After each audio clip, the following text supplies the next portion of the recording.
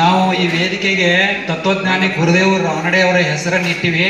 ರಾನಡೆ ಅವರು ಈ ನೆಲದಲ್ಲಿ ತಿರುಗಾಡಿ ಹೋಗ್ಯಾರು ಅಂತ ಕೇಳಿದ್ದೀವಿ. ಆ ಮಹಾನ್ ಪುರುಷರನ್ನ ನಾವು ನೋಡಿಲ್ಲ. ಇವತ್ತ ಇಳಕಲ್ಲಿನ ಪರಮ ಪೂಜ್ಯರು ಈ ಪುಣ್ಯ ಭೂಮಿಯಲ್ಲಿ ಅವರು ನಡೆದಾಡಿದ್ರು. ಅವರ ಒಂದು ಪಾದ ಧೂಳಿಯಿಂದ ಸ್ಪರ್ಶವಾಗಿ ನಾವು ನೀವೆಲ್ಲರೂ ಪುನೀತರಾದೆವು ಅಂತ ಇವತ್ತಿನ ವೇದಿಕೆ ಮೇಲೆ ಅಧ್ಯಕ್ಷತೆಯನ್ನು ವಹಿಸಿರುವ ಸಂಸ್ಥೆಯ ಪ್ರಾಚಾರ್ಯರಾದಂಥ SS ಬಿರಾದರ್ ಅವರೇ ಮತ್ತು ಇಳಕಲ್ ಚಿತ್ತರ್ಗಿ ಸಂಸ್ಥಾನ ಮಟ್ಟದ ಪರಮ ಪೂಜ್ಯರಾದಂಥ ಗುರು ಮಹಾಂತ ಪೂಜ್ಯರೇ, ಇನ್ನೋರ್ವ ಪೂಜ್ಯರಾದಂಥ ಮಣಗುಳಿಯ ವೀರತೀಶಾನಂದ ಪೂಜ್ಯರ ಪಾದಗಳಲ್ಲಿ ನಮಸ್ಕರಿಸಿ, ವೇದಿಕೆ ಮೇಲೆ ಆಶೀನರಾಗಿರ್ತಕ್ಕಂಥ ಎಲ್ಲ ನಮ್ಮ ವ್ಯಸನ ಮುಕ್ತ ಕಮಿಟಿಯ ಸದಸ್ಯರು, ನಮ್ಮ ಗಣ್ಯವರು ಇರ್ಬೋದು, ಗೌಡರ್ ಸರ್ ಇರ್ಬೋದು, ಎಲ್ಲ ನಮ್ಮ ಉಪನ್ಯಾಸ ಬಳಗದವರು, ಸಹೋದ್ಯೋಗಿಗಳು, ಗುರುಗಳೇ, ಗುರುಮಾತೆಯರೇ, ಮುದ್ದು ವಿದ್ಯಾರ್ಥಿಗಳೇ, ಇವತ್ತಿನ ದಿವಸ ನೋಡ್ರಿ, ನಾವೆಲ್ಲರೂ ದೇವರನ್ನ ನೋಡ್ಲಿಕ್ಕೆ ದೇವಸ್ಥಾನಕ್ಕೆ ಹೋಗ್ತೀವಲ್ಲ. ಇವತ್ತು ದೇವರನ್ನ ನಮ್ಮ ಮನೆಗೆ ಬಂದ್ಬಿಟ್ಟದ. ಇದು ಎಂಥ ಸೌಭಾಗ್ಯ! ಇದು ಒಂದು ನಮ್ಮ ನಿಮ್ಮೆಲ್ಲರ ಅವಿಸ್ಮರಣೀಯ ಕಾರ್ಯಕ್ರಮ. ನಾವು ಇಲ್ಕಲ್ಲಿಂದ ಪೂಜ್ಯರನ್ನ ಯಾವುದೇ ಕಾರ್ಯಕ್ರಮಕ್ಕೆ ಕರೆಸ್ಬೇಕು ಅಂತ ಅಂದ್ಕೊಂಡಿದ್ದೀವಿ. ಇವತ್ತು ನಮ್ಮ ಗೌಡರ್ ಸರು, ಗಣ್ಯವರು, ನಮ್ಮ ಎಲ್ಲ ಈ ವ್ಯಸನ ಮುಕ್ತ ಜಮಖಂಡಿಯ ಕಮಿಟಿಯ ಸದಸ್ಯರಿಗೆ ನಾವು ನಿಜವಾಗ್ಲೂ ಧನ್ಯವಾದಗಳನ್ನು ಹೇಳಬೇಕು. ಈ ಸಂದರ್ಭದಲ್ಲಿ ಪೂಜ್ಯರು ಇಲ್ಲಿ ಸೌದಿ ಆಶ್ರಮಕ್ಕೆ ಬಂದಾಗ ಅವ್ರು ಯಾವುದರ ಒಂದು ಕಾಲೇಜಿನಲ್ಲಿ ಈ ವ್ಯಸನ ಮುಕ್ತದ ಬಗ್ಗೆ, ಸಮಾಜವನ್ನು ಎಚ್ಚರಿಸುವುದ್ರ ಬಗ್ಗೆ ಒಂದಿಷ್ಟು ಅರಿವು ಮೂಡಿಸ್ಬೇಕು ಅಂದ್ರಂತ. ಶಾಮೀಲಾಗಿ ದಂಧೆಗೆ ಹೀಗೆ ನಡೆದರೆ ಮುಂದೆ ಎತ್ತ ಏನು ಅಂತೇಳಿ ವಿಷಾದ ವ್ಯಕ್ತಪಡಿಸ್ಯಾರ. ಇವತ್ತು ನೀವೆಲ್ಲರೂ ಪ್ರಜಾವಾಣಿ ಒಳಗೆ ಆ ನಾಡು ನುಡಿ ಕಾಲಮ್ನೊಳಗೆ ನೋಡ್ಬೇಕದ. 2 ದಿವಸದಿಂದ ಕಾಲಮ್ನೊಳಗೆ ನೋಡ್ಬೇಕು. ಪರಿಸ್ಥಿತಿ ಹೀಗಾದರೆ ಮುಂದೆ ಜನ ಎತ್ತ ಸಾಗುವುದು. ನಮ್ಮಲ್ಲಿ ಪಠ್ಯದಲ್ಲಿ ಬರ್ತದ್ರಿ, ಆ ನಾರ್ಕೋಟಿಕ್ ಡ್ರಗ್ಸ್ ಒಳಗೆ ಮತ್ತೆ 4 ಪ್ರಕಾರಗಳ: ಫಿಸಿಕಲ್ ಕಾರ್ಸಿನೋಜೆನ್ಸ್, ಕೆಮಿಕಲ್ ಕಾರ್ಸಿನೋಜೆನ್ಸ್. ನಾವೆಲ್ಲ ಬಯಾಲಜಿ ಒಳಗೆ ಮಕ್ಕಳಿಗೆ ಅದನ್ನು ವೈಜ್ಞಾನಿಕವಾಗಿ ತಿಳಿಸ್ಕೊಡ್ತೀವಿ. ಒಂದು ಆಲ್ಕೋಹಾಲ್ ಅಂತಕ್ಕಂಥದ್ದು ಎಷ್ಟು % ಇರ್ತದ, ಬ್ರ್ಯಾಂಡಿ ಒಳಗೆ, ಬೀರ್ ಒಳಗೆ ಪದಾರ್ಥಗಳನ್ನು ಎಷ್ಟು ಹಾಕಿರ್ತಾರ, 40-45% ಇರ್ತದ. ಇಡೀ ದೇಹದ ಕರಳುಗಳ ಸುಟ್ಟು ಹೋಗ್ತಾವ. ಕಿಡ್ನಿ ಫೇಲ್ಯೂರ್ ಆಗ್ತದ. ಎಲ್ಲ ಗೊತ್ತಿದ್ದುನ ನಾವೇನ್ ಮಾಡಕತ್ತೀವಿ, ತಪ್ಪು ಮಾಡಕತ್ತೀವಿ. ಇವತ್ತಿನ ದಿವಸ ಯುವಕರು ಪಾಕೆಟ್ ಅನ್ನ ಚೆಕ್ ಮಾಡಿದ್ರ ಎಲ್ಲರ ಹತ್ರ ಗುಟ್ಕಾ ಏನೇನೋ ಬೇಡದಂತ ಪದಾರ್ಥಗಳು ಸಿಗ್ತಾವ. ಮನೆಗೆ ತಿರುಗಾಡಿದಂಥದ್ದು ಒಂದು ಇತಿಹಾಸ. ಅದೇ ಪರಂಪರೆಯನ್ನ ಗುರು ಮಹಾಂತ ಪೂಜ್ಯರು ಇವತ್ತಿನ ದಿವಸ ಕರ್ನಾಟಕ ಗಣ ಸರ್ಕಾರವು ಕೂಡ ಆ ದಿನ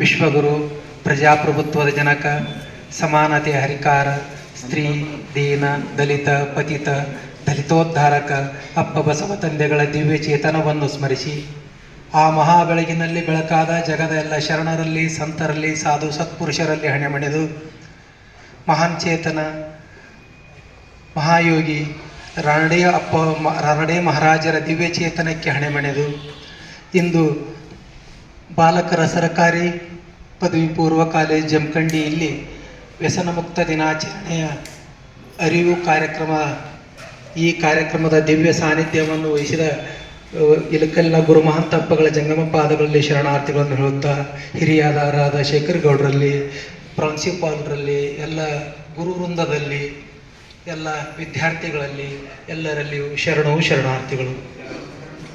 ಶರಣು ಶರಣಾರ್ಥಿ ಅಂದಾಗ ಶರಣು ಶರಣಾರ್ಥಿ ಅನ್ನುವಂಥ ಒಂದು ಪದ್ಧತಿಯನ್ನು ಹಾಕೊಳ್ಬೇಕು. ಶರಣು ಶರಣಾರ್ಥಿಯಿಂದನೇ 12ನೇ ಶತಮಾನದಲ್ಲಿ ಕ್ರಾಂತಿಯಾಗಿತ್ತು. ಈ ಶಬ್ದ ಬಂದಿದ್ದು ಶರಣು ಶರಣಾರ್ಥಿ. ಮೊದಲೆಲ್ಲ ಹೆಂಗಿತ್ತು, 12ನೇ ಶತಮಾನ ಬರೋಕ್ಕಿಂತ ಮುಂಚೆ ಅಂತಂದ್ರೆ ಗುರುಗಳು ನೀವು ಯಾರು ಹಿಂಗೆ ನಮಸ್ಕಾರ ಮಾಡದೆ ಮಾಡ್ತಿದ್ದೆವು. ಅಂದ್ರೆ ಗುರುಗಳಾದವರು ಹಿಂಗೆ ಆಶೀರ್ವಾದ ಮಾಡೋದು. ಅದು ಹೆಂಗೆ, ಈ ಕೆಲವೊಬ್ರು ಅನುಕೂಲಿಸ್ತಿದ್ದವ್ರಿಗೆ ಅಷ್ಟೇ ಹಿಂಗೆ ಆಶೀರ್ವಾದ ಮಾಡೋದು. ಮತ್ತು ಬಡವ್ರದ್ದು ಬಂದು ನಮಸ್ಕಾರ ಮಾಡಿದ್ರೆ ಅಲ್ಲೇ ಅದಕ್ಕಿಂತ ಬಡವ್ರದ್ದು ಇದ್ರಂದ್ರೆ ನೋಡೋದೇ ಇಲ್ಲ ಹೊಳ್ಳೆ ಅಂತ ಒಂದು ಪರಿಸ್ಥಿತಿ ಇತ್ತು. ಹಿಂಗಿದ್ದವ್ರು ಯಾರಪ್ಪ ಅಂದ್ರೆ ಸೋಲಾಪುರದ ಸಿದ್ದರಾಮೇಶ್ವರರು ಮೊದಲು ಹಿಂಗೆ ಇದ್ರು. ಅಷ್ಟಮಾ ಸಿದ್ಧಿಗಳನ್ನೆಲ್ಲ ಗಳಿಸಿದ್ರು. ಯಾರು ಅವರು ಪಾಲ್ಕಿ ಒಳಗೆ ಕುತ್ಕೊಂಡು ಹೋಗೋರು, ಮಂದಿ ಹೊತ್ಕೊಂಡು ಹೋಗೋರು, ಮಂದಿ ನಮಸ್ಕಾರದಲ್ಲಿ ಕಪಿಲ ಸಿದ್ಧ ಮಲ್ಲಿಕಾರ್ಜುನನು ಇಪ್ಪನಾಗಿ ಅವರು ಅರಿಯರು ನಾ ಬಲ್ಯನಾಗಿ ಕೈ ಮುಗಿವೇನು. ಅಂದ್ರೆ ಸೋಲಾಪುರ ಸಿದ್ದರಾಮೇಶ್ವರ ನಾವು ಹೇಳ್ದಂಗೆ ನಾವೆಲ್ಲರೂ ಕಣ್ಣಿಗೆ ಕಾಣಕತ್ತವ್ರ, ಪ್ರತಿಯೊಬ್ಬರು ಇಲ್ಲಿ ಎಲ್ಲರೂ ಯಾರು ಕಾಣಕ್ತಾರ ನಮ್ಗೆ? ಪರಮಾತ್ಮನೇ ಕಾಣಕತ್ತಾನ. ಪರಮಾತ್ಮನ ಮಗಲ್ದಾಗೆ ಕೂತೇವು. ಪಾಠ ಕಲ್ಸಕತ್ತಾರ ಪರಮಾತ್ಮ. ಇವ್ರು ಪಾಠ ಯಾರಿಗೆ ಕಲ್ಸಾಕ್ತಾರ? ಪರಮಾತ್ಮಗೆ, ರಾನಡೆ ಮಹಾರಾಜರಿಗೆ ಪಾಠ ಕಲ್ಸಾಕ್ತಾರ. ಪಾಠ ಕಲಿಯಕತ್ತಾರ ಯಾರು? ರಾನಡೆ ಮಹಾರಾಜರೇ ಪಾಠ ಕಲಿಯಕತ್ತಾರ. ಕಲ್ಸಕತ್ತವರು ರಾನಡೆ ಮಹಾರಾಜ್. ಅಂದ್ರೆ ದೇವರೇ ಅದನ್ನ. ಈ ಜಗತ್ತಿನಲ್ಲಿ ದೇವರನ್ನ ಬಿಟ್ಟ ಇನ್ನೊಬ್ರು ಯಾರೂ ಇಲ್ಲ. ಅದಕ್ಕೆ ಅದು ನಮ್ಮ ಭಾರತೀಯ ಪರಂಪರೆ ಐತಿ. ನಮಸ್ಕಾರ ಅಂದಾಗ ನಮಸ್ಕಾರ ಅನ್ನೋದು ಶರಣ ಅನ್ನೋದು. ಅದಕ್ಕೆ ಯಾರೇ ಶರಣು ಶರಣಾರ್ಥಿ ಹೇಳಿದಾಗ ಶರಣು ಶರಣಾರ್ಥಿಗಳನ್ನು ಹೇಳೋದು. ಶರಣು ಶರಣಾರ್ಥಿ ವ್ಯಕ್ತಿಗಳು ಎಲ್ಲರೂ ಯಾರಾಗಬೇಕು? ನಾವೆಲ್ಲರೂ ಆಗ್ಬೇಕು. ನಾವೆಲ್ಲರೂ ಆಗ್ಬೇಕಾಯ್ತಂದ್ರೆ ಏನು ಮಾಡಬೇಕು? ಅಭ್ಯಾಸ ಮಾಡಬೇಕು. ಆಗ ಸೋಲಾಪುರ ಸಿದ್ದರಾಮೇಶ್ವರರಪ್ಪ ಅವರ ವಿಚಾರಗಳನ್ನು ಹೇಳಿದಲ್ಲ, ಅವರೇ ಒಂದು ವಿಚಾರವನ್ನು ನಮ್ಗೆ ಹೇಳ್ತಾರೆ. ವಚಿಸಿ ಅನುಭವಿ ವ್ಯಾಗದವ ಪಿಶಾಚಿ. ಈ ಹ್ಯಾಪಿ ಬರ್ತ್ಡೇ ಅಂತ ಮಾಡೋದು, ಹೊಸ ನ್ಯೂ ಇಯರ್ ಅಂತ ಮಾಡೋದು, ಈ ಜೂನ್ 7 ಅಂತ ಅದು ಮಾಡೋದು, ಆ ಹೋಳಿ ಹುಣ್ಣಿಮೆ ದಿವಸ ಬಣ್ಣ ಆಡೋ ದಿವಸ ಅಂತೆ ಏನೋ ಬರ್ತೇವಲ್ಲ. ಅಂದ್ರೆ ಇವೆಲ್ಲ ಹೊಸ ದುಶ್ಚಟಗಳು ತಯಾರಾಗುವಂಥ, ಅಂದ್ರೆ ಹೆಚ್ಚಾಗಿ ಕುಡುಕರು ತಯಾರಾಗುವಂಥ ದಿನಗಳು. ಅದಕ್ಕೆ ಆದಷ್ಟು ಈ ದಿನಗಳಿಂದ ನಾವೆಲ್ಲ ಯುವಕರು ಏನು ಮಾಡಬೇಕು? ನಾವು ಹೊರಗೆ ಬರಲಾರ್ದಂಗೆ, ಅಂಥವ್ರ ಸಂಘದೊಳಗೆ ಹೋಗಲಾರ್ದಂಗೆ ಇರಬೇಕು. ಸಂಘ ಎರಡು ಉಂಟು, ಒಂದು ಸಜ್ಜನರ ಸಂಘ, ಒಂದು ದುರ್ಜನರ ಸಂಘ. ಯಾರ ಸಂಘ ಮಾಡಿದ್ರೆ ನಮಗೆ ಹಿತ ಆಗ್ತೈತಿ, ನಮ್ಮ ಬದುಕು ಚೆನ್ನಾಗೈತಿ ನೋಡ್ಬೇಕು, ಅಂಥವ್ರ ಸಂಘವನ್ನು ಮಾಡಬೇಕು. ಅದಕ್ಕೆ ದುಶ್ಚಟಗಳನ್ನು ಮಾಡಬಾರ್ದು. ದುಶ್ಚಟ ಅನ್ನೋದಿರ್ತೈತಿ, ಅದು ಭಾಳ ಕೆಟ್ಟ. ಅದು ಆರಂಭದೊಳಗೆ ಮಜಾ ಎಲ್ಲ ಹೊರಗಡೆ ಸಿಗ್ತಾವ. ಮನುಷ್ಯ ಒಳ್ಳೆ ಹೋಗ್ಲಿಕ್ಕೆ ಏನು ಸಿಗಂಗಿಲ್ಲ. ಹಂಗೆ ಹೆಜ್ಜೆಗೆ ಗುಟ್ಕಾದ ಅಂಗಡಿ, ಹೆಜ್ಜೆಗೆ ಸರಾಯಿ ಅಂಗಡಿ, ಹೆಜ್ಜೆಗೆ ಅವು ಏನೇನೋ ಕೆಟ್ಟ ಸಂಘಗಳು. ಹಿಂಗೆ ಹೆಜ್ಜೆಗೂ ಮನುಷ್ಯ ಕೆಡ್ಲಿಕ್ಕೆ ಏನು ಬೇಕು ಎಲ್ಲ ವ್ಯವಸ್ಥೆ ಇವತ್ತು ಆಧುನಿಕ ಕಾಲದಲ್ಲಿ. ಆದ್ರೆ ಮನುಷ್ಯ ಒಳ್ಳೆವಾಗಿ ಏನು ಮಾಡಬೇಕು ಅನ್ನುವಂಥ ಅದು ಮಾರ್ಗದರ್ಶನ ಕೊರತೆ ಇವತ್ತು ಬಹಳ ಕಾಣ್ತತಿ. ಅದಕ್ಕಾಗಿ ಇವತ್ತಿನ ದಿವಸ ನೀವು ವಿದ್ಯಾರ್ಥಿಗಳನ್ನು ಅವ್ರು ಏನಾದ್ರಿ, ಈ ದೇಶದ ದೊಡ್ಡ ಶಕ್ತಿ ನೀವು. ಈ ದೇಶದ ದೊಡ್ಡ ಶಕ್ತಿ, ನಿಮ್ಮ ಮನೆತನದ ದೊಡ್ಡ ಶಕ್ತಿ. ತಂದೆ ತಾಯಿಗಳು ಎದ್ರ ಮೇಲೆ ಅದಾರ ಅಂತಂದ್ರೆ ನಿಮ್ಮ ಮೇಲೆ ಅದಾರ. ಮಕ್ಕಳೇ ಭವಿಷ್ಯ, ಮಕ್ಕಳೇ ಬೆಳಕು. ಮಕ್ಕಳು ಬಿಟ್ಟರೆ ಅವರಿಗೆ ಪ್ರಾಣ ಹೋಗ್ಬಿಡದ ತಂದೆ ತಾಯಿ. ಅಷ್ಟೊಂದು ನಿಮ್ಮ ಮೇಲೆ ಭರವಸೆಯನ್ನು ಇಟ್ಟುಕೊಂಡು ಪ್ರಾಣವನ್ನು ಇಟ್ಟುಕೊಂಡಾದರೆ ತಂದೆ ತಾಯಿ. ಅದಕ್ಕಾಗಿ ನಾವು ಕೂಡ ತಂದೆ ತಾಯಿಗಳಿಗೆ ಜವಾಬ್ದಾರಿತ ವ್ಯಕ್ತಿಯಾಗಿರಬೇಕು. ಅದಕ್ಕಾಗಿ ಮೊದಲನೇ ಮೆಟ್ಟಲು ಏನಪ್ಪಾ ಅಂತಂದ್ರೆ ಮನುಷ್ಯನನ್ನ ಹಾಳು ಮಾಡುವಂತ ಮೊದಲನೇ ಅಂಶ ಏನಂತಂದ್ರೆ ದುಶ್ಚಟಗಳು. ನಮ್ಮ ಅಪ್ಪಗಳು ಹೇಳಿದ್ರಲ್ಲ, ದುಶ್ಚಟಗಳು ಯಾವಾಗ ಚಾಲು ಆಗ್ತಾವು? Happy new year. ದುಶ್ಚಟಗಳು ಯಾವಾಗ ಚಾಲು ಆಗ್ತಾವು? ಬರ್ತ್ಡೇ ಪಾರ್ಟಿಗಳು. ದುಶ್ಚಟಗಳು ಯಾವಾಗ ಚಾಲು ಆಗ್ತಾವು? ಪ್ರತಿ ಇಲೆಕ್ಷನ್ಗಳು. ಈ ಪ್ರತಿ ಇಲೆಕ್ಷನ್ದಲ್ಲಿ ಹೊಸ ಹುಡುಕರು ತಯಾರ. ಇನ್ನೊಂದು ಕೆಟ್ಟ ಸಂಗತಿ ಏನಂತಂದ್ರೆ 12 ವರ್ಷದ ಹುಡುಗ ಕೂಡ ನನಗೆ ಇಲೆಕ್ಷನ್ ಬ್ಯಾರಲ್ ಗಟ್ಲೆ ಇಟ್ಟಿರ್ತಾರೆ, ಓಪನ್ ಇಟ್ಟಿರ್ತಾರೆ, ಪುಗಸೆಟ್ಟೆ ಕೊಡ್ತಿರ್ತಾರೆ. ಅಂದ್ಮ್ಯಾಗ ಅಲ್ಲೇ 12 ವರ್ಷದ ಹುಡುಗ ಕೊಡದಾನೆ. ಎಂತ ಅನ್ಯಾಯ! ಇದನ್ನ ನೋಡಿಬಿಟ್ರ ಮುಂದೆ ನಮ್ಮ ಪರಿಸ್ಥಿತಿ ಏನೈತಿ. ಅದಕ್ಕಾಗಿ ಕುಡಿದ್ರೆ ಏನಾಗತ್ತೆ ಅನ್ನೋದನ್ನ ನಮ್ಮ ಗವಿಮಡಿಸಲು ಭಾಳ ಚಲೋ. ಸೆಂಟ್ರಲ್ ನರ್ವಸ್ ಸಿಸ್ಟಮ್ ಹಾಳಾಗತಿ. ಮನುಷ್ಯ ಉಳಿಯಂಗಿಲ್ಲವ. ಮನುಷ್ಯ ಪಶುಕ್ಕಿಂತಲೂ ಆತನಾಗಿ ಹೋಗ್ಬಿಡ್ತಾರೆ. ಅದಕ್ಕಾಗಿ ಇಡೀ ನಮ್ಮ ವ್ಯಕ್ತಿತ್ವವೇ ಹಾಳಾಗತ್ತೆ. ಎಷ್ಟು ಜನ ಬೇಕಾದಷ್ಟು ನನ್ನ ಕಣ್ಣೆದುರುಗಡೆ ಎಷ್ಟೋ ಸರ್ಕಾರಿ ನೌಕರದಾರ ತಿಂಗಳಿಗೆ 80,000 ರೂಪಾಯಿ ಸಂಬಳ ಐತಿ, ತಿಂಗಳಿಗೆ 1,20,000. ಮನೆಗೆ ರೊಕ್ಕ ಕೊಡಂಗಿಲ್ಲ, ಡ್ಯೂಟಿಗೆ ಹೋಗಂಗಿಲ್ಲ, ಅಲ್ಲಿ ಅಬ್ಸೆಂಟ್ ಹಾಕೊಂತ ಹೋಗ್ತಾರೆ. ಮುಂದೆ ವರ್ಷ 2 ವರ್ಷ ಆದ್ಮ್ಯಾಗ ಏನ್ ಮಾಡ್ತಾರೆ ಅಂತ ನೋಟಿಸ್ ಕಳಿಸ್ತಾರೆ, ಬಂದು ಹಾಜರಾಗಂತ. ಹಾಜರಾಗಂಗಿಲ್ಲ. ಮುಂದೆ 3 ವರ್ಷ ಡಿಸ್ಮಿಸ್ ಮಾಡ್ತಾರೆ. ಇತ್ಲ ನೌಕರಿನೂ ಹೋತು, ರೊಕ್ಕನೂ ಇಲ್ಲ. ಮುಂದೆ ಎಲ್ಲರ ಕಡೆಯಿಂದ 5 ರೂಪಾಯಿ 10 ರೂಪಾಯಿ ಕೇಳಕ್ ಚಾಲು ಮಾಡ್ತಾನೆ. ಬರೀ ಭಿಕ್ಷಾ ಕೊಡು, 5 ರೂಪಾಯಿ ಕೊಡು, 10 ರೂಪಾಯಿ ಕೊಡು. ಮನುಷ್ಯ 80,000 ರೂಪಾಯಿ ದುಡ್ಡು ತಗೊಂಡು ಕಾರ್ಗಡೆ ಅಡ್ಡಾಡುವಂತ ವ್ಯಕ್ತಿತ್ವ ಇದ್ದಂತ ಸ್ಥಾನ 5 ರೂಪಾಯಿ ಭಿಕ್ಷೆ ಬೇಡುವಂತ ಪ್ರಸಂಗ ಬಂತು. ಇದು ಯಾವುದು ತಂತಿದ್ರು? ಕುಡುಕತನ. ಏನು ದುಶ್ಚಟಕ್ಕದ ದಾಸರ ಹಾಕಿವಲ್ಲ, ಆ ಮನುಷ್ಯ ಎಲ್ಲಿಗೆ ಬಂದ ಅಂದ್ರೆ ಭಿಕ್ಷಾಟನೆಗೆ ಬಂದ. ನನ್ನ ಕಡೆನ 5 ರೂಪಾಯಿ ಇಸ್ಕೊಂತಾನ ಬಂದವ. 80,000 ರೂಪಾಯಿ ಡಿಸ್ಮಿಸ್ ಆಗ್ಯಾನ. 5 ರೂಪಾಯಿ ಅಜ್ಜಾರ 5 ರೂಪಾಯಿ ಕೊಡು, ನಾ ಅಲ್ಲಿ ಹೋಗ್ಬೇಕು, ಇಲ್ಲಿ ಹೋಗ್ಬೇಕು, ಎಲ್ಲಿಲ್ಲ. ಹೊಟ್ಟೆ ಉಬ್ಬಿ ಬಿಡ್ತಾವ. ಹೊಟ್ಟೆ ಉಬ್ಬಿದಂದ್ರೆ ಲಿವರ್ ಫೇಲ್ ಆತ. ದವಾಖಾನೆ ತೋರಿಸಿದ್ರು, ಏನು ಕೆಲಸ ಆಗಲಿಲ್ಲ. ಅಲ್ಲಿ ಮನ್ಯಾಗ ಬಂದು ಮಲಗಿಸ್ಬಿಟ್ರ ಅವನು. ಹೊಟ್ಟೆ ಇಷ್ಟುಪ್ರ ಉಬ್ಬೈತಿ. ನಾನು ಮಾಂತ ಜೋಳಿಗೆ ಅಂತ ಮನೆಗೆ ಹೋಗುವಂಗ ನಮ್ಮ ಮನೆಗೆ ಅವ್ರ ಮನೆಗೆ ಹೋದ್ಮ್ಯಾಗ ಅವ್ರ ತಾಯಿ ಇದ್ದು. ಅವ್ರ ತಾಯಿ, ಏನಪ್ಪ ನನ್ನ ಮಗ ಕುಡಿದು ನೋಡು ಹೊಟ್ಟೆ ಉಬ್ಬೈತಿಪ್ಪ, ಇನ್ನೇನು ಬದುಕಂಗಿಲ್ಲ ಅಂತ ಡಾಕ್ಟರ್ ಹೇಳ್ಯಾರ, ಏನು ಮಾಡಲಿ? ಮನ್ಯಾಗ ಇವ್ನು ಹೆಂಡತಿ ಇವ್ನು ಕುಡಿ ಚಟಕ್ಕೆ ಸಾಕಾಗಿ ಮಕ್ಕಳನ್ನ ಕರ್ಕೊಂಡು ಹೋಗ್ಬಿಟ್ಟಾಳ. ಈ ಜೋಪಾನ ಮಾಡೋ ನಾನಾ ಜೋಪಾನ ಮಾಡ್ಬೇಕಾಗೈತಿ. ನನಗಂತೂ ಬಿಡದ ಕರ್ಮ, ಹಡದ ಮಗ, ನಾನು ಹಡದ ತಾಯಿ ಇದೀನಿ, ನನ್ನ ಹೊಟ್ಟೆಲಿ ಹುಟ್ಟ್ಯಾನ, ಹೇಂತಂದು ಬಿಟ್ಟು ಹೋಗ್ಬಿಟ್ಲ. ಅದಕ್ಕೆ ನಂದಪ್ಪ ಕರ್ಮ, ಇದು ಜೋಪಾನ ಮಾಡೋದೈತಿ ಅಂತಂದು. ಅಂದ ಮ್ಯಾಗ ಒಂದು ಸಂಗತಿ ಹೇಳಿದ್ಲ. ಏನಂತಂದ್ರೆ, ಇಷ್ಟಾದ್ರೂ ಹೊಟ್ಟೆ ಉಬ್ಬೈತಿ, ಊಟ ಹೋಗೋಲ್ದು. ಇಷ್ಟಾದ್ರೂ ಕೂಡ ಸಾಯಂಕಾಲ ನನಗೆ ಗೆಳೆಯರು ಬರ್ತಾನೆ. ಸಾಯಂಕಾಲ 4 ಮಂದಿ ಗೆಳೆಯರು ಬಂದು ಅವನು ಮಲ್ಕೊಂಡನಲ್ಲ. ಅಂದ್ರೆ ನಿನ್ನೆ ದಿವಸ ಸಂಗತಿ ಹೇಳಿದ್ಲೆ. ನಿನ್ನೆ ದಿವಸ ಇವ್ನು ಕುಡಿಯೋರು ಎಲ್ಲರೂ ನಿನ್ನ 4 ಮಂದಿ ಬಂದಿದ್ರಪ್ಪ ನಿನ್ನೆ ಸಾಯಂಕಾಲ ಮಾಡ್ಲ. ಎಂತ ಅನ್ಯಾಯ ಇದು. ಅಂದ್ರೆ ಮರುದಿವ್ಸ ಮುಂಜಾನೆ ನಾನು ಮತ್ತೆ ಆ ಓಣೆಗೆ ಹೋದೆ. ನಾನು ಓಣೆಗೆ ಹೋಗುವ ಹೊತ್ನ್ಯಾಗ ಅದೊಂದು ಬಿಂದಿಗೆ ಹಿಡಿತಿದ್ರು. ಬಿಂದಿಗೆ ಅಂದ್ರೆ ಏನದು? ಅದೊಂದು ಕುಂಬಾರ ಮನ್ಯಾಗ ಒಂದು ಬಿಂದಿಗೆ ಇರ್ತೈತಿ, ಅದ್ರಾಗ ಬೆಂಕಿ ಹಾಕಿ ಇಟ್ಟಿದ್ರು. ನಾನು ಅದ ಮನೆಗೆ ಹೋಗುವ ಹೊತ್ನ್ಯಾಗ, ಯಾಕವಾ ಏನಾತಂದೆ? ನೀನು ಸಾಯಂಕಾಲ ಸತ್ತಪ್ಪ. ಬರೀ 40 ವರ್ಷ. ಪರಿಸ್ಥಿತಿ ಶಕ್ತಿ ಯಾರಿಗೆ ಐತಂದ್ರೆ ಈ ಯುವ ಸಮೂಹಕ್ಕೆ ಐತಿ, ನಿಮಗೆಲ್ಲ.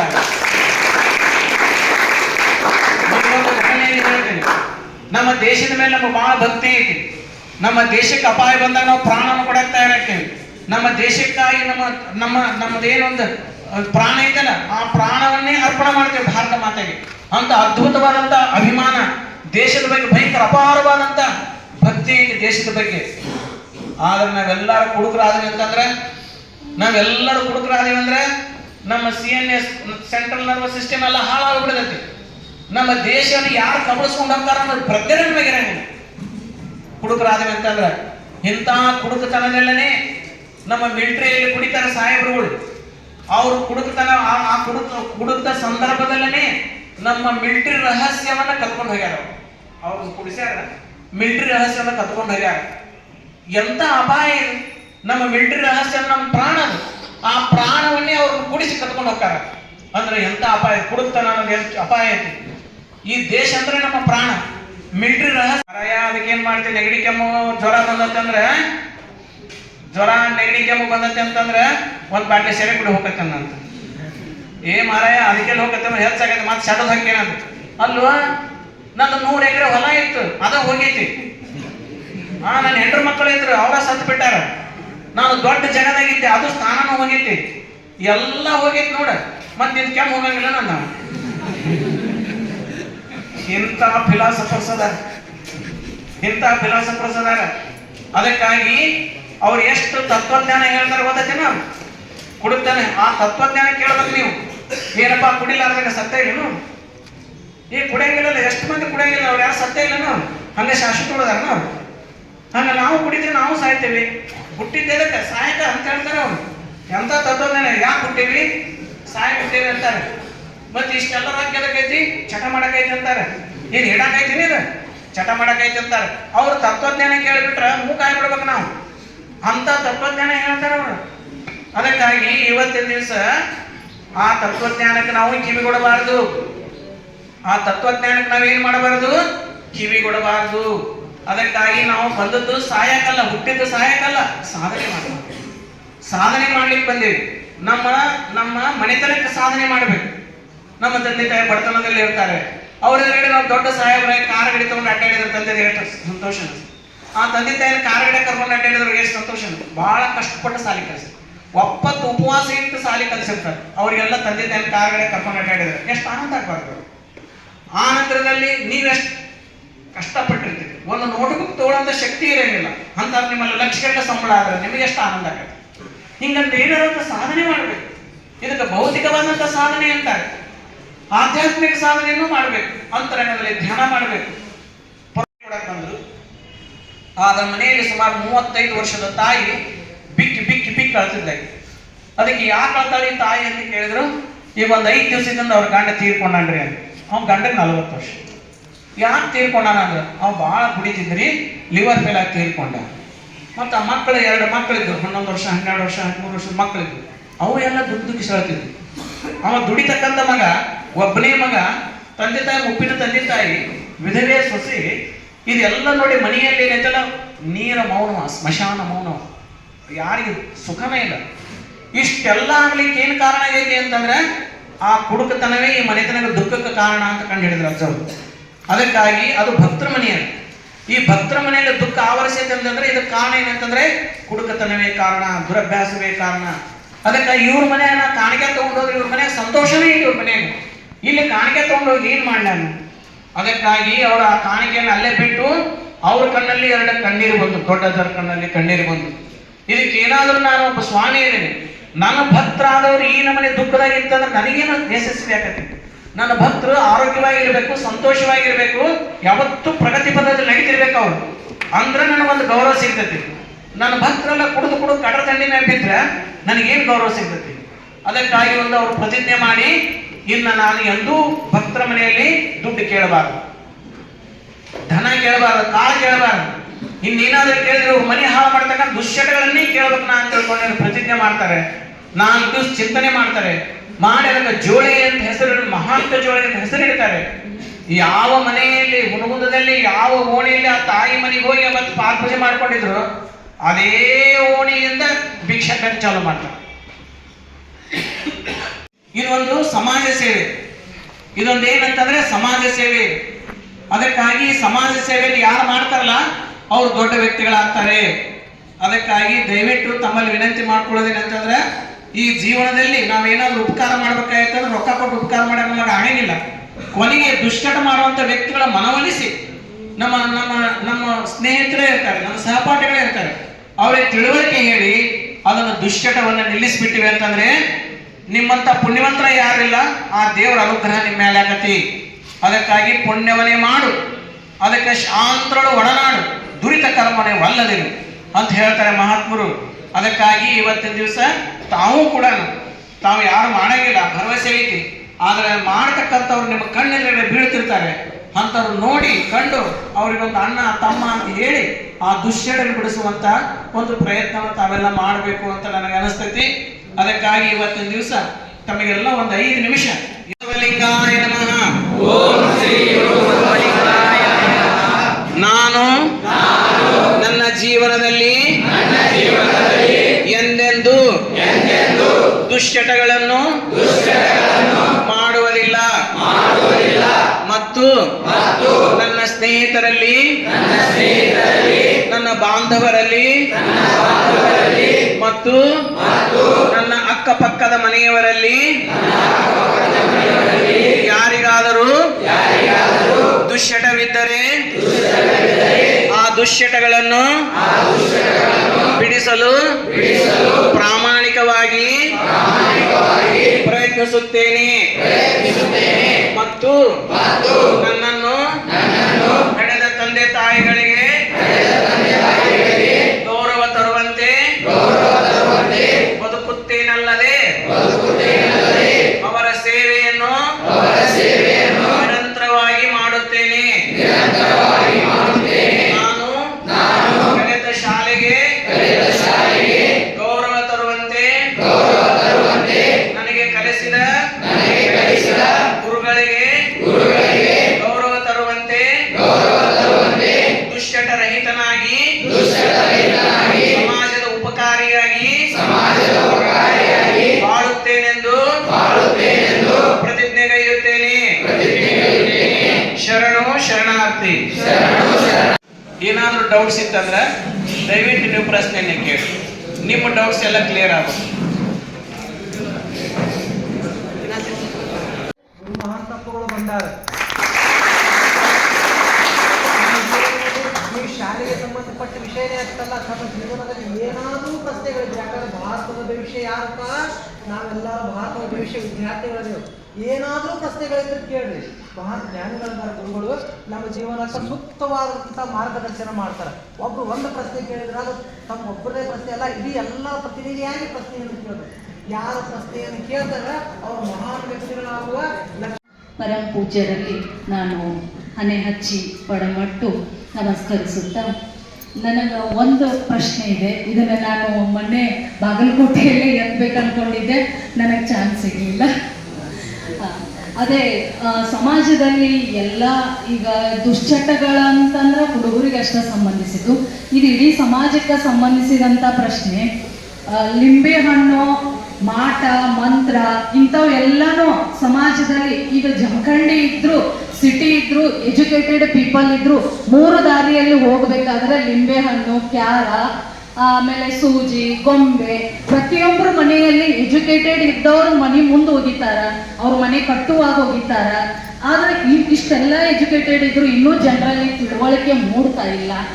ಇದರಲ್ಲಿ ಇದು ಸತ್ಯನ, ಇದರಿಂದ ಹಾನಿ ಆಗತ್ತಾ, ಅಥವಾ ಇದನ್ನು ಮಾಡುವವರು ಹಾಳಾಗ್ತಾರೆ, ಅದನ್ನು ಮಾಡಿಕೊಡೋರು ಹಾಳಾಗ್ತಾರೆ. ಇವೆಲ್ಲ ನಡೀತಿರೋದು ಸಮಾಜದಲ್ಲಿ ಹೆಚ್ಚಾಗ್ತಾ ಇದೆ ಇವತ್ತಿನ ದಿವಸನಲ್ಲಿ. ಅದಕ್ಕಾಗಿ ನಾನು ಪರಮ ಪೂಜ್ಯರಲ್ಲಿ ಒಂದು ದಿವ್ಯ ಸಂದೇಶವನ್ನ ಸಮಾಜಕ್ಕೆ ಮುಟ್ಟಿಸ್ಬೇಕಂತ ನಾನು ಕಳಕಳಿಯಿಂದ ವಿನಂತಿಸ್ತೀನಿ. ಅವರ ಪ್ರಶ್ನೆ ಏನಂತಂದ್ರೆ, ಈಗ ಎಲ್ಲರ ಮುಂದೆ ನಿಂಬಿಕೆ ಒಗಿತಾರೆ, ಗೊಂಬೆ ಒಗಿತಾರೆ, ಎಲ್ಲರ ಮನೆ ಮುಂದೆ ಗೊತ್ತೈತೆ ನಿಮಗೆ. ದಾರಾಗ ಅಮಾಸಿ ದಿವಸ ದಾರಾಗ ಹಾಕಿರ್ತಾರೆ, ಅದಕ್ಕೆ ಇದರಿಂದ ಕೇಳಾಕತ್ತೇನೆ ಅಂತಂತಾರೆ. ಅದು ಭಾಳ ದಿವಸ ನಡ್ಕೊಂಡ್ಬಂದಂಥ ಒಂದು ಮೂಢನಂಬಿಕೆ ಅದು. ಈಗ ನಮ್ಮ ಮನೆ ಮುಂದೆ ನಿಂಬಿಕೆ ಒಗಿತಾರೆ ಅಂದ್ರೆ ಏನು? ನಮ್ಮ ಮನೆ ಮುಂದೆ ಏನಾದ್ರು ಒಗಿತಾ ಅಂದ್ರೆ ಏನು? ನಮಗೆ ಕೆಟ್ಟ ಆಗಲಿ ಅಂತವ. ನಮಗೆ ಕೆಟ್ಟ ಆಗಲಿ, ಯಾರಿಗೆ ಕೆಟ್ಟ ಆಗಲಿ? ಯಾರು ಒಗಿತಿರ್ತಾರಲ್ಲ ಅವ್ರ ಮನಸ್ಸಿನಾಗ ಇರ್ತದೆ, ಯಾರಿಗೆ ಯಾರ ಮನೆ ಮುಂದೆ ಒಗಿತಿರಲ್ಲ ಅವ್ರಿಗೆ ಕೆಟ್ಟ ಆಗಲಿ ಅಂತ. ಕೆಟ್ಟ ಆಗಲಿ ಅಂತ ಮನೋಸ್ಥಿತಿ ಅದು, ನೆಗೆಟಿವ್ಸ್ ಅದು. ಅದಕ್ಕೆ ನಮ್ಮಲ್ಲಿ ಕೆಟ್ಟ ಮಾಡಕ್ಕೆ ಡೈರೆಕ್ಟಾಗಿ ಅವ್ರ ಕಡೆಯಿಂದ ಆಗಂಗಿಲ್ಲ. ಡೈರೆಕ್ಟಾಗಿ ನಮಗೆ ಕೆಟ್ಟ ಮಾಡಕ್ಕೆ ಅವರಿಂದ ಆಗಂಗಿಲ್ಲ. ಅದಕ್ಕೆ ಇನ್ಡೈರೆಕ್ಟ್ ಅಂದ್ರೆ ಏನು? ನಮ್ಮಂತ ಸ್ವಾಮಿಗಳಲ್ಲಿ ಹೋಗ್ತಾರೆ, ಅವ್ರ ಮ್ಯಾಗ ಹಟ್ಟಿಗಿಸಿರುತ್ತೆ, ನೋಡ್ರಿ ನಮ್ಮ ಮನೆ ಪಕ್ಕದ ಹಂಗದಾರ ಹಿಂಗದಾರ ಹೆಂಗಾರ ಮಾಡಿ ಅವ್ರು ಹಾಳಾಗಿ ಹೋಗ್ಲಿ ಅನ್ನೋ ಹಂಗೆ ಏನಾರು ಮಾಡಿಕೊಡ್ರಿ ಹೇಳ್ತಾರೆ ಅವ್ರು. ಹಂಗಾರೆ ಹಾಳಾಗಿ ಹೋಗ್ಲಿ ಅಂದ್ರೆ 5 ರೂಪಾಯಿ ಕೊಡ ಅಂತಾರೆ. ಅದಕ್ಕೆ 5 ರೂಪಾಯಿ ಇಸ್ಕೊಂತಾರೆ, ಈ ನಿಂಬಿಕಾಯಿ ಹೋಗಿ ಅದು ಒಯ್ದು ಇದು ಅವ್ರ ಮನೆ ಮುಂದೆ ಹೋಗಿ ಅಂತಾರೆ. ಆಂಧ್ರ ಮಾಳಿನಾಗ ಹಾಕಂತಾರೆ, ಇಲ್ಲಿ ಹಾಕಂತಾರೆ. ಹಿಂಗೆ ಹಾಕಿಬಿಡುವ ಅವ್ರಿಗೆ ಕೆಟ್ಟ ಆಗತಿ, ಅವ್ರ ಮನ್ಯಾಗ ಹಾಳಾಗೋಗ್ತಾರೆ, ಮಕ್ಕಳು ಸಾಯ್ತಾವ, ಜಡ್ ಹತ್ತತಿ ಅಂತ ಹೇಳ್ತಾರೆ. ಹೇಳಿದಾಗ ಅವ್ರು ಏನು ಮಾಡ್ತಾರೆ? ತಂದು ಯಾರಿಗೆ ಗೊತ್ತಿಲ್ಲ ರಾತ್ರಿನಾಗ ಗೊತ್ತಿಲ್ಲ ಅಂತ ಮಾಳಿಗೆ ಹೋಗಿರ್ತಾರೆ. ಇಲ್ಲ ಅಂದ್ರೆ ಮನೆ ಮುಂದೆ ಇಟ್ಟಿರ್ತಾರೆ ರಾತ್ರಿನಾಗ. ಹಿಂಗೆ ಮಾಡ್ತಾರೆ, ಹೌದಲ್ಲ? ಏನು ಮನೆ ಮುಂದೆ ನಿಂಬೆಹಣ್ಣು ಯಾರಾದ್ರೂ ಹೋದ್ರೆ ಅವ್ರ ಮೇಲೆ ಸಿಟ್ಟು ಹೇಳ್ಬೇಡ್ರಿ. ನಿಮ್ಮ ಮನೆ ಮುಂದೆ ನಿಂಬೆಹಣ್ಣು ಯಾರಾದ್ರೂ ಹೋಗೋದಂದ್ರೆ ಎಂತ ಹೋದ ನಮ್ಮ ಮನೆ ಪಕ್ಕದಾಗ ಆ ಹೋದ ವೀಗದು ಅಂತ ಶಬ್ಸ ಚಾಲು ಮಾಡ್ತಾರೆ. ಅದಕ್ಕಾಗಿ ದಯವಿಟ್ಟು ಶಪಿಸ್ಬೇಡ್ರಿ. ನಕ್ಕೋ ಅಂತ ಹೇಳಿ 2 ನಿಂಬೆಹಣ್ಣು ಹೋಗೋದ್ರಪ್ಪ, ಇನ್ನೊಂದು 4 ಉತ್ತರ ಬೇಯಿಸಿರ್ತಾನೆ. ಅವ್ರು ಬರ್ತಾರೆ, ಎಪ್ಪ ದಿನ ಹೋಗಿ ನಮ್ಮ ಮನೆ ಮುಂದೆ ನಿಂಬೆಹಣ್ಣು ಅಂತಂದ್ರೆ, ದಿನ ನಿಂಬೆಹಣ್ಣು ಹೋಗಿಲಿಪ್ಪ, ಚಲೋ ಆಗ್ಲಿ, ಅವ್ರಿಗೆ ನಿಂಬೆಹಣ್ಣು ಹೋದ್ರೆ ಚಲೋ ಆಗ್ಲಿ. ದಿನ ನಿಂಬೆಹಣ್ಣು ಏನು ದಿನ ಫ್ರೆಶ್ ನಿಂಬೆಹಣ್ಣು ಬರ್ತದೆ ನಮ್ಮ ಮನೆಗೆ. ಶಿಸ್ತಾಗಿ ಬಿಸಿ ಅಂದ್ರೆ ನಿಂಬೆಹಣ್ಣು ಹಿಡ್ಕೊಂಡು ಊಟ ಮಾಡ್ಬಿಡೋದು, ಇಲ್ಲ ನಿಂಬೆಹಣ್ಣನ್ನು ಸಾರು ಮಾಡ್ಕೊಳ್ಳೋದು, ಭಾಳ ಓದಿದ್ರೆ ನಿಂಬೆಕಾಯಿ ಉಪ್ಪಿನಕಾಯಿ ಹಾಕೊಳ್ಳೋದು, ಭಾಳ ಆರಾಮಾದ ದಿನ ಒಯ್ಯಿ ಅಂತ ಹೇಳಿ ನಿಂಬೆಹಣ್ಣು. ನಾವೆಲ್ಲ ಎಷ್ಟು ಸಲ ಊಟ ಮಾಡಿ ಬರುತ್ತೆ ನಾವು ದಾರದೆಲ್ಲ ಬಿದ್ದು ನಿಂಬೆ ಅಂತಂದು ಊಟ ಮಾಡಿ ನಾವೆಲ್ಲ. ನಮ್ಮ ದೊಡ್ಡ ಸರ್ ನಿಂಬೆಹಣ್ಣು ಅಲ್ಲಿ ಬಿದ್ದವನು ನಿಂಬೆಹಣ್ಣು ತಗೊಂಡ್ತಿದ್ರು, 8 ನಿಂಬೆಹಣ್ಣು ಹಿಡಿದಿದ್ರು ದಾರ್ಯಾಗ. ನಾನು ಹೊರಗೆ ತೊಗೊಂಬಂದೆ ನಿಂಬೆಹಣ್ಣು. ಆ ಸೂಜಿ ಪಾಸಿ ಇಟ್ಟಿರ್ತಿದ್ರು, ಅದಕ್ಕೆ ಆ ಸೂಜಿನ ತೊಗೊಂಬಂದ್ರೆ ಯಾರು ಹೊಲಕ್ಕೆ ಕೊಡ್ತಿದ್ರು ನನ್ನ ಅಜ್ಜಾರು. ಅದಕ್ಕಾಗಿ ಆ ನಿಂಬೆಹಣ್ಣು ತೊಗೊಂಬಂದಾಗ ಅಜ್ಜಾರು ಆ ನಿಂಬೆಹಣ್ಣು ಹೆಚ್ಚದ ಅಂತಿದ್ರು, ಹೆಚ್ಚಿಸಿ ತಾವನ್ ಹಿಂಡ್ಕೊಂತಿದ್ರು ನಿಂಬೆಹಣ್ಣು. ಈಗ ದಾರ್ಯಾಗ ಇಟ್ಟು ನಿಂಬೆಹಣ್ಣು ನೋಡಿ ಎಷ್ಟು ಸಲ 100 ಸಲ ಊಟ ಮಾಡ್ಯಾರ ನಿಂಬೆಹಣ್ಣು. ಮಾತಾಡ ನಮಗೂ ನಿಲ್ಸ್ಯಾರ, ನಾವು ನಿಂಬೆಹಣ್ಣು ಇವತ್ತಿಗಾದ್ರೂ ಯಾವ ನಿಂಬೆಹಣ್ಣು ಸಿಕ್ಕಂತ ದಾರಿಗೆ ತೊಗೊಂಡು ಬರ್ತೇವೆ ಇವತ್ತಿಗಾದ್ರೂ. ಅದಕ್ಕಾಗಿ ನಮಗೇನಾಗಿಲ್ಲ, ಅದಕ್ಕೆ ಏನು ಆಗಂಗಿಲ್ಲ. ನಿಂಬೆಹಣ್ಣು ಬೆಸ್ಟ್ ಫುಡ್ ಅದು ಒಳ್ಳೆ ಫುಡ್ ಅದು ನಿಂಬೆಹಣ್ಣು. ಇವತ್ತು ನನ್ನ ಪ್ರಶ್ನೆ ಏನಂತಂದ್ರೆ, ನಾನು ಎಷ್ಟೋ ಜನ ನೋಡಿದ್ದೀನಿ, ಇವಾಗ ನನ್ನ ಸ್ನೇಹಿತರು ಕೂಡ ಏನು ಮಾಡ್ತಾ ಇದ್ದಾರೆ ಅಂದ್ರೆ ತಮ್ಮ ಮಾನಸಿಕ ಖಿನ್ನತೆಗೆ ಒಳಗಾಗಿ ಇವತ್ತು ಯಾರ್ದೋ ಆಗಿರ್ಬೋದು. ಕೆಲವೊಂದಿಷ್ಟು ನಮ್ಮ ಸ್ನೇಹಿತರು ಅಂದರೆ ಹೆಣ್ಣಿನ ಒಂದು ವಿಷಯಕ್ಕಾಗಿ ಖಿನ್ನತೆಗೆ ಒಳಗಾಗಿ ಅವರ ಖಿನ್ನತೆಯಿಂದ ಹೊರಬರಲು ಈಗ ಕಾಸರಾಗ್ತಾ ಇದ್ದಾರೆ, ಅಂದರೆ ಕುಡಿತಕ್ಕೆ ಒಳಗಾಗ್ತಾ ಇದ್ದಾರೆ. ಈಗ ಅವ್ರಿಗೆ ನಾವು ಕೇಳಿದ್ವಿ, ಇಲ್ಲ ಹಿಂಗೆ ಮಾಡಕ್ಕೆ ಹೋಗ್ಬೇಡ್ರಿ, ಅದರಿಂದ ಹೊರಬಂದು ನೀವು ಏನಾದರೂ ಒಂದು ನಿಮ್ಮ ಭವಿಷ್ಯವನ್ನು ಕಟ್ಕೊಳಕ್ಕೆ ಸಾಕಷ್ಟು ಅವಕಾಶ ಐತಿ, ಇದಕ್ಕೆ ಇದು ಮಾಡ್ತೀರ ಅಂತಂದ್ರೆ ಇಲ್ಲ, ಆ ಒಂದು ಮನೋಸ್ಥಿತಿಯಿಂದ ಹೊರಬರ್ಬೇಕಾದ್ರೆ ನಾನು ಕುಡಿಬೇಕು ಅಂತ ಹೇಳ್ತಾ ಇದ್ದಾರೆ. ಅದಕ್ಕೆ ಕುಡಿದ್ರಿಂದ ಆ ಮನಸ್ಥಿತಿ ಹೊರಗೆ ಬರ್ತದ ಅಥವಾ ಇದಕ್ಕೆ ಬೇರೆ ಏನಾದರೂ ಪರ್ಯಾಯ ಇದೆ ಅಂತ?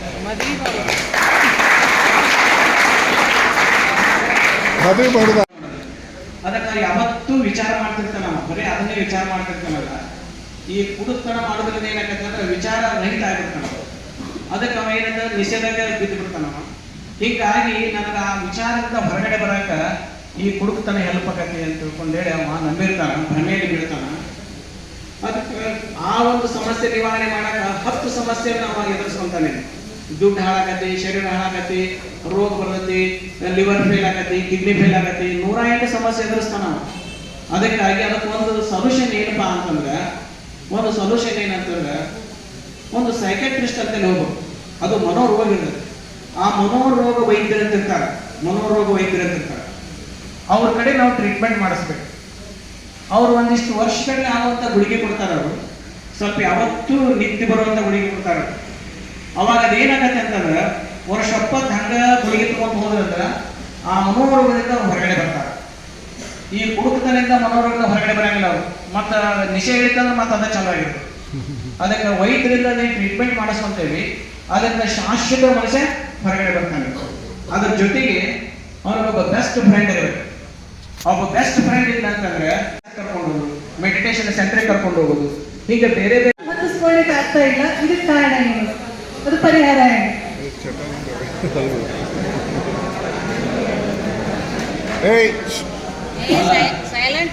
ನಿಮ್ ಮೇಡಮ್ ಅವರಿಗೆ ನಿಮ್ಮ ಬಗ್ಗೆ ಎಷ್ಟು ಕಾಳಜಿ ಐತೆ ಅಂದ್ರೆ, ನಮ್ಮ ಮಕ್ಕಳು ಓದೋದ್ರಲ್ಲಿ ಹವ್ಯಾಸ ಇಲ್ಲ, ಬರೆಯೋದ್ರಲ್ಲಿ ಹವ್ಯಾಸ ಇಲ್ಲ, ಅದ್ರ ಬಗ್ಗೆ ಆಸಕ್ತಿ ಇಲ್ಲ. ಇದಕ್ಕೆ ಏನು ಕಾರಣ ಅಂತ ಕೇಳ್ತಾರೆ. ಅದು ನಿಮ್ಮ ಬಗ್ಗೆನೇ ಕಾಳಜಿ, ನಿಮ್ಮ ಮೇಲೆ ಒಂದು ಕಾಳಜಿ.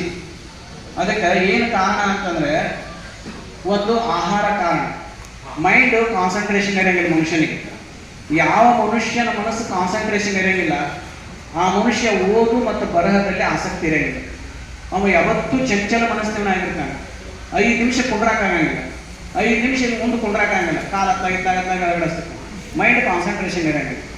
ಅದಕ್ಕಾಗಿ ಈ ಮೈಂಡ್ ಕಾನ್ಸಂಟ್ರೇಷನ್ ಇದ್ರೆ ಮಾತ್ರ ಆ ಮನುಷ್ಯನ ಓದಿನಲ್ಲಿ ಬರಹದಲ್ಲಿ ಆಸಕ್ತಿ ಬರ್ತದೆ. ಅದಕ್ಕೆ ಈ ಮೈಂಡ್ ಕಾನ್ಸಂಟ್ರೇಷನ್ ಅಂದ್ರೆ, ಈ ಮನಸ್ಸು ಕಾನ್ಸಂಟ್ರೇಷನ್ ಆಗ್ಬೇಕಾಗಿತ್ತಂದ್ರೆ, ಮನಸ್ಸಿನ ಚಂಚಲತೆ ಹೋಗ್ಬೇಕಾಗಿತ್ತಂದ್ರೆ, ಮನುಷ್ಯನ ಚಂಚಲತೆ ಬರುವುದು ಎದರಿಂದ ಅಂದ್ರೆ ಆಹಾರದಿಂದ. ಯಾವ ಆಹಾರದಿಂದ ಅಂತಂದ್ರೆ, ಕರಿದ ಪದಾರ್ಥಗಳಂತ ನಾವೇನು ಕರಿತೇವೆ, ಕರಿದ ಪದಾರ್ಥಗಳು, ಮಸಾಲೆ ಪದಾರ್ಥಗಳು, ಇವನು ಹೆಚ್ಚು ತಿನ್ನೋದ್ರಿಂದ ಮನುಷ್ಯನ ಮನಸ್ಸು ಚಂಚಲ ಆಗತಿ. ಬರೀ ಮಸಾಲೆ ಅನ್ನ ಉಣ್ಣೋದು, ಅದು ಗೋಬಿ ಮಂಚೂರಿ ತಿನ್ನೋದು, ಅಲ್ಲೊಂದಿಷ್ಟು ಮತ್ತೇನೇನೋ ಹೊರಗಿನ ತಿಂತಾರೆ, ಕರೆದದ್ದು ಪುರಿ ಬಾಜಿ ತಿನ್ನೋದು. ಅದಕ್ಕಾಗಿ ತಾವೇನೈತಲ್ಲ ಮೈಂಡ್ ಕಾನ್ಸಂಟ್ರೇಷನ್ ಆತಂದ್ರೆ ಮನುಷ್ಯ ದೇವ್ರಾಗ್ತಾನೆ. ಮನಸ್ಸು ನಿಯಂತ್ರಣಕ್ಕೆ ಬಂತಂದ್ರೆ ಆ ಮನುಷ್ಯ ದೇವ್ರಾಗ್ತಾನೆ. ನಿಂತಂತ ಮನಸ್ಸು ಮಹಾತ್ಮ ಆಗತ್ತೆ, ಹರಿತಕ್ಕಂಥ ಮನಸ್ಸು ಮಗ ಆಗತ್ತೆ. ಅದಕ್ಕಾಗಿ ಮನಸ್ಸು ನಿಲ್ಲಿಸೋದೇನು, ಜಗತ್ತಿನ ಎಲ್ಲವನ್ನೂ ನಿಲ್ಲಿಸ್ಬೋದು, ಮನಸ್ಸು ನಿಲ್ಲಿಸೋದು ಬಹಳ ಕಷ್ಟ. ಯಾರ ಮನಸ್ಸನ್ನು ನಿಲ್ಲಿಸ್ತಾರ ಅವ್ರು ಮಹಾತ್ಮರಾಗಿರ್ತಾರೆ. ಅದಕ್ಕಾಗಿ ಮನಸ್ಸು ನಿಲ್ಲಿಸ್ಲಿಕ್ಕೆ ಮೊದಲನೇ ಒಂದು ಮೆಟ್ಟಲು ಏನಂತಂದ್ರೆ ಆಹಾರ ಶುದ್ಧೀಕರಣ. ಶುದ್ಧವಾದ ಆಹಾರ ಊಟ ಮಾಡಬೇಕು. ಕರೆದ ಪದಾರ್ಥ, ಮಸಾಲೆ ಪದಾರ್ಥ, ಹೊರಗಿನ ಪದಾರ್ಥ, ಟೇಸ್ಟಿಂಗ್ ಪೌಡರ್ ಹಾಕಿದ ಪದಾರ್ಥ ತಿನ್ನಬಾರ್ದು. ಅದಕ್ಕೆ ಮನೆಯಲ್ಲಿ ಮಾಡಿದಂಥ ಮೊಳಕೆ ಹೊಡೆದ ಕಾಳುಗಳು, ಸಿಂಗಾದ ಕಾಳು ಇಟ್ಟು ಒಂದೆರಡು ಇದ್ರ ಡ್ರೈ ಫ್ರೂಟ್ಸು, ಮನೆಯಾಗ ಮಾಡಿದಂಥ ರೊಟ್ಟಿ ಪಲ್ಯವು, ಮನೆಯಾಗ ಮಾಡಿದ ಸಜ್ಜಕ, ತುಪ್ಪ, ಹಾಲು, ಮೊಸರು, ತುಪ್ಪ, ಹಿಂಗೆ ಮನ್ಯಾಗ ಹಿಕ್ಕಿದ್ದನ್ನೇ ಹಣ್ಣುಗಳು. ಜಾಸ್ತಿ ಅಂತಂದ್ರೆ ನಿಮ್ಗೊಂದು 20 ರೂಪಾಯಿ ಐತೆ ಅಂತ ತಿಳ್ಕೊಡ್ರಿ, ಹೋಗಿ ಮಸಾಲೆ ಎಣ್ಣೆ ತಿನ್ನಕ್ಕೆ ಹೋಗ್ಬೇಡ್ರಿ. 20 ರೂಪಾಯಿ ಐತಂದ್ರೆ ಒಂದು ಶೇಬು ಹಣ್ಣು ತಿನ್ರಿ, 20 ರೂಪಾಯಿ ಐತಂದ್ರೆ ಒಂದು 4 ಬಾಳೆಹಣ್ಣು ತಿನ್ರಿ. ಹಿಂಗ ಹಣ್ಣುಗಳು ಜಾಸ್ತಿ ತಿನ್ಬೇಕು. ಹಣ್ಣುಗಳು ಮತ್ತು ತರಕಾರಿಗಳನ್ನ ಹೆಚ್ಚು ತಿನ್ನೋದ್ರಿಂದ ಮನುಷ್ಯನ ಚಂಚಲತೆ ಹೋಗತಿ. ಮತ್ತ ಇನ್ನೊಂದು ಏನು ಹೇಳ್ತೇನೆ ಅಂತಂದ್ರೆ ನಿಮಗ, ನಾವು ಈಗ ಒಂದು ಸಮಾಜ ಹೆಂಗ ಬಂದ್ಬಿಟ್ಟೈತೆ ಅಂತಂದ್ರೆ, ನಿಮಗ ನೀವೇನಾದ್ರೂ ರಸ್ತೆದಾಗ ತಗೊಂಡು ಹೋಗಿ ಒಂದು ಸೌತಿಕಾಯಿ ತಗೊಂಡು ಹೋಗಿ, ದೊಡ್ಡದೊಂದು ಸೌತಿಕಾಯಿ ತಗೊಂಡು ಹೋಗಿ ರಸ್ತೆದಾಗ ತಿನ್ಕೋಂತ ಅಡ್ಡಾಡಿದ್ರಿ ಅಂದ್ರೆ, ಏನ್ ಸಣ್ಣ ಹುಡುಗರಿಗೆ ಹುಚ್ಚದ ನೋಡ್ಸೋದ ಸೌತಿಕಾಯಿ ತಿನ್ಕೊಂಡ್ ಅಡ್ಡಾಡ್ತಾನ ಅಂತ. ಅದ ಮನುಷ್ಯನ ರಸ್ತೆದಾಗ ಒಂದು ಚಲೋ ಬರಕ್ಲಿ ಸಿಗರೇಟ್ ಸೇರ್ಕೋತ ಹೋದಂತಂದ್ರ ಎಷ್ಟು ದೊಡ್ಡ ಮನುಷ್ಯ ಅದನ್ನ ನೋಡಂತ. ಇದು ಪ್ರಾಕ್ಟಿಕಲ್ ಐತಿ. ಅದ ಸಿಗರೇಟ್ ಸೇದವಾಗ ಗೌರವ ಕೊಡ್ತೇವೆ, ತಿನ್ಕೊಂಡ್ ಅಡ್ಡಾಡವಾಗ ಸಣ್ಣ ಇದು ಇವತ್ತಿನ ಅತ್ಯಂತ ಅಮೂಲ್ಯವಾದ ಇವತ್ತಿನ ಈ